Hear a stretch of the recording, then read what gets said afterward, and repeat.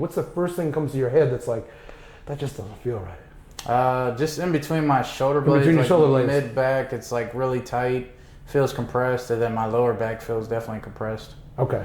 When we're done, you're going to be in this position, and I'm going to ask you the same question. Oh! What's different now from when you were laying here just a little while ago? There's no tightness. I feel taller. I feel my blood flow. I could feel it a whole lot better. Everything feels normal again, like how I should be. It's different. I haven't felt that way in 3-4 months.